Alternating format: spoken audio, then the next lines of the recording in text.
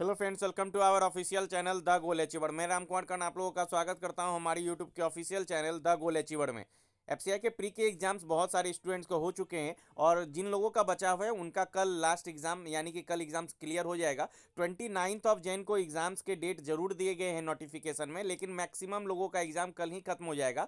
और 29 के मेरे मतलब मेरे जान पहचान में या मैंने जिनसे भी बात की, जितने भी स्टूडेंट्स हैं हमारे व्यूअर्स हैं उनमें से किन्हीं का भी 29 जनवरी को किसी का एग्ज़ाम शेड्यूल नहीं है।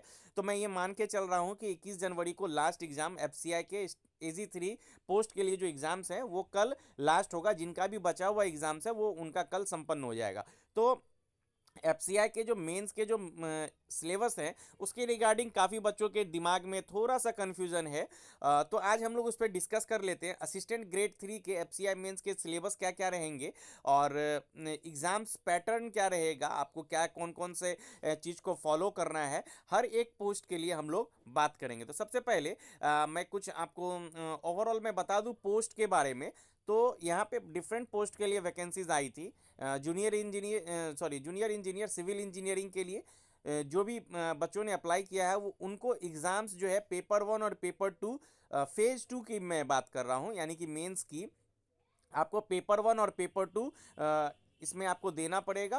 पेपर 1 हर एक पोस्ट के लिए आपको कॉमन है और पेपर 2 आपको एक्स्ट्रा जो कुछ स्पेसिफिक पोस्ट है, स्पेशल पोस्ट के लिए आपको पेपर 2 पेपर 3 देना होता है। तो जूनियर इंजीनियर के लिए पेपर 1 एंड पेपर 2 देना होगा।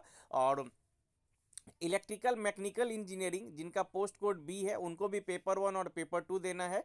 स्टेनो ग्रेड 2 इनका जो पोस्ट कोड सी है इनको मात्र सिर्फ एक ही पेपर देना है फेज 2 में, पेपर 3। और AG3 general, AG3 accounts, AG3 general और डिपो के लिए मैं बता दूं पेपर 1 ही देना है, सिर्फ आपको क्वालिफाई करना है फेज 2 के लिए। तो पेपर 1 देना है। अकाउंट्स वालों को पेपर 1 और पेपर 2 दोनों देना है और टेक्निकल वालों को भी पेपर 1 और पेपर 2 देना है। और वहीं अगर डिपो की बात करें तो जैसा कि मैंने बताया कि इनके लिए सिर्फ पेपर 1 ही देना होगा मेंस में। और AG3 हिंदी जिनका है उनको पेपर 1 और पेपर 2 दोनों देना है। अब बात करते हैं कि पेपर 1 का सिलेबस क्या रहेगा। पेपर 1 का सिलेबस की अगर मैं बात करूं, सबसे पहले एकदम शॉर्ट में बता दूं कि पेपर 1 MCQ टाइप 120 क्वेश्चंस आपको देखने को मिलेंगे। उसके लिए 90 मिनट्स आपको दिए जाएंगे। और फिर पेपर 2 की बात करें तो ये स्पेसिफिक पेपर है। जो आप जैसे अकाउंट से हैं तो वहाँ पे अकाउंट से रिलेटेड आपको क्वेश्चंस पूछे जाएंगे। चाहे वो आप इंजीनियरिंग बैकग्राउंड से हैं तो आपको इंजीनियरिंग बैकग्राउंड्स के बेसिक कंसेप्ट या क्या बोलते हैं और फंडामेंटल्स मेजरमेंट्स या रिलेटेड जो भी जैसे सिविल इंजीनियरिंग के हैं तो उससे रिलेटेड क्वेश्चंस पूछे जाएंगे। और पेपर 3 भी 120 क्वेश्चंस का होगा जिसके लिए आपको 90 मिनट्स अलॉट किए जाएंगे। अब डिटेल में बात करते हैं कि पेपर 1 जो जनरल डिपो इनको पेपर 1 सबके लिए कॉमन है तो उसमें उसका सिलेबस क्या रहेगा। आपको इंग्लिश लैंग्वेज 25 क्वेश्चंस यानी कि हर एक इंग्लिश, रीजनिंग, न्यूमेरिकल एबिलिटी और general science, GK and GS देखने को मिलेंगे। जनरल अवेयरनेस मैं उसको कह सकता हूँ। यहाँ पे 25 क्वेश्चन इंग्लिश, रीजनिंग और न्यूमेरिकल एबिलिटी की और जनरल स्टडीज़ की आपको 45 क्वेश्चन देखने को मिलेगा। यानी कि इंग्लिश, रीजनिंग और क्वांट्स की अगर मैं बात करूँ तो यहाँ पे नंबर ऑफ क्वेश्चंस सेम वही है जो प्री में था, लेकिन यहाँ पे ड्यूरेशन जो सेक्शनल टाइमिंग है वहाँ प्री में 15 मिनट्स थे, यहाँ पे 20 मिनट्स बढ़ा दिए गए हैं। और जनरल स्टडीज़ के जो क्वेश्चंस हैं यहाँ 45 क्वेश्चंस और 30 मिनट्स यहाँ अलॉट किए जाएंगे और 45 मार्क्स के होंगे। अब मैं थोड़ा डिटेल में बात करता हूँ। यहाँ पे 20 मिनट्स आपको देखने को मिला। तो इंग्लिश लैंग्वेज का आप मेंस का पेपर का अगर लेवल की बात करूँ तो आप IBPS PO के प्री के लेवल का जो इंग्लिश होगा वो आप उस लेवल का आप यहाँ पे मेंस में एक्सपेक्ट कर सकते हो। क्योंकि यहाँ पे टाइमिंग आपको देखनी पड़ेगी, उस टाइमिंग में बहुत ज़्यादा हाई लेवल के क्वेश्चंस आपको देखने को नहीं मिलेंगे। फिर भी एक अच्छे लेवल का IBPS PO लेवल का आपको क्वेश्चन जरूर डेफिनेटली देखने को मिलेगा। और रीजनिंग एबिलिटी की मैं बात करूँ तो फिर वही कहूँगा, मेंस का एग्जाम है तो आपको PO लेवल या PO लेवल से थोड़ा ऊपर या RRB मेंस लेवल के रीजनिंग्स की प्रैक्टिस जरूर करनी चाहिए। यहाँ पे रीजनिंग एबिलिटी में भी 20 मिनट्स के यहाँ पे अलॉट किया गया है। Sectional timing 25 questions. तो आपको पजल्स वगैरह की अच्छी खासी प्रैक्टिस होनी चाहिए। थोड़ा एक लेवल ऊपर अगर आप तैयारी करेंगे पीओ के प्री लेवल का तो आपके लिए काफ़ी अच्छी होगी। न्यूमेरिकल एबिलिटी भी मैं वही कहूँगा, ना तो ज़्यादा नीचे लेवल, ऊपर लेवल आएगा पीओ के प्री लेवल का। अगर आप आरआरबी क्लर्क मेंस लेवल की भी तैयारी कर लेते हैं तो आपके लिए काफ़ी बेनिफिशियल होगा। चूंकि इंग्लिश, रीजनिंग और न्यूमेरिकल एबिलिटी देखी गई कि ये बैंकिंग पैटर्न पे ही आपको पूछा जा रहा है। वही जनरल स्टडीज़ की बात करें तो वहाँ पे 8 स्टैंडर्ड यानी कि 8वीं क्लास तक की हिस्ट्री, सिविक, ज्योग्राफी, इकोनॉमिक्स के क्वेश्चंस पूछे जा रहे थे। यहाँ पे क्लास 10th तक आपको जनरल स्टडीज़ में, जिसमें history, Indian history, geography, economics के 25 क्वेश्चंस रहेंगे और जनरल स्टडीज़ के क्लास 10th लेवल तक का 10 क्वेश्चन देखने को मिलेगा। करंट अफेयर्स का वेटेज यहाँ बहुत कम है, 5 क्वेश्चंस, और कंप्यूटर अवेयरनेस के 5 क्वेश्चंस देखने को मिलेंगे।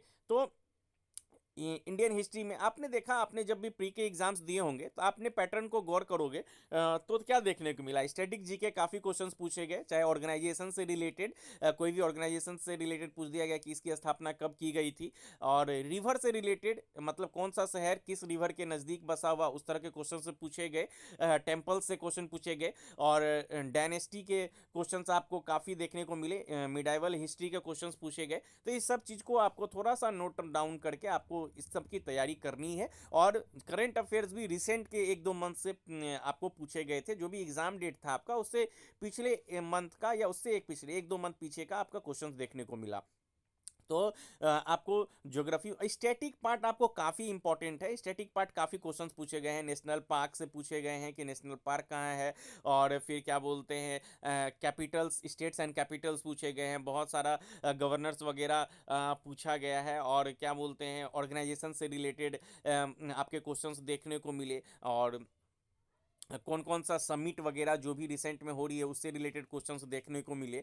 तो इन सब चीज़ों का आपको थोड़ा सा पढ़ाई करना है। और जनरल साइंस में तो बायोलॉजी और केमिस्ट्री के क्वेश्चंस आपको देखने को मिले थे, जैसा कि आपको पता होगा कि केमिकल फार्मूलास पूछे गए थे। जूल और बायोलॉजी में आप थोड़ा सा टॉपिक पढ़ लेंगे 10th क्लास तक के, organ system, plant classification, life process, respiration, basics of bio chemistry, इन सब चीज़ों का आपको थोड़ा सा पढ़ना पड़ेगा। फिजिक्स में मेजरमेंट, लाइट, इलेक्ट्रिसिटी, केमिस्ट्री में आपको केमिकल फार्मूलाज, ये सब अगर आप पढ़ लेंगे, उसके लिए मैं डिटेल में आपको एक वीडियो बना दूंगा कि कौन कौन से टॉपिक को आपको पढ़ने हैं। वहीं अगर मैं पेपर 2 की बात करूँ तो ये स्पेशलाइज्ड है। जो भी पोस्ट के लिए आप भरेंगे उसकी आपको जानकारी होनी चाहिए। अगर अकाउंट से है तो आपको अकाउंट की जो नॉलेज है वो रेलिवेंट स्ट्रीम की नॉलेज आपको होनी चाहिए, चाहे आप किसी भी स्ट्रीम में अगर आप आपने फॉर्म फिल किया हो। और पेपर 3 की बात करें तो पेपर, हाँ, अगर आप जूनियर, आप जैसे आपने इंजीनियरिंग बैकग्राउंड से किया है, जूनियर इंजीनियर, तो आपको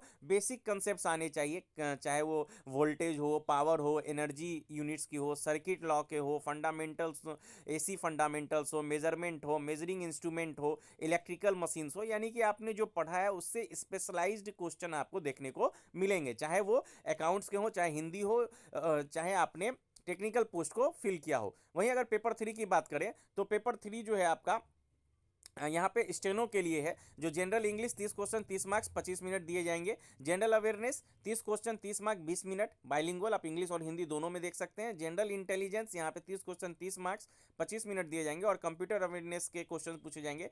हाँ, और इसमें स्पेशलाइज्ड क्वेश्चन जो है, मैक्सिमम क्वेश्चन जो है MS वर्ड, MS एक्सेल और पावर पॉइंट से और इंटरनेट से पूछा जाएगा। तो इसका मतलब कतई मतलब नहीं है कि कुछ बेसिक क्वेश्चंस नहीं पूछे जाए, बेसिक क्वेश्चंस भी कुछ कुछ पूछे जाएंगे, लेकिन वेटेज जो होगा क्वेश्चन का वो MS वर्ड, एक्सेल और पावर पॉइंट और इंटरनेट का देखने को मिलेगा स्टेनोग्राफर के लिए। तो ये किसी ने मुझसे, किसी व्यूअर ने पूछा भी था तो मैंने उनको आंसर भी किया था। तो इन सब ये हो गया आपका पेपर 3 का। तो आई होप आपके जितने भी डाउट्स हो वो क्लियर हो गए हो। मैं एक स्पेशलाइज वीडियो बना दूंगा कि जनरल अवेयरनेस के कौन कौन से टॉपिक आपके लिए बेनिफिशियल होंगे। तो आई होप आपको सिलेबस क्लियर हो गया हो। अगर कोई भी डाउट हो तो आप कमेंट जरूर कीजिएगा। Thank you for watching, keep watching our videos.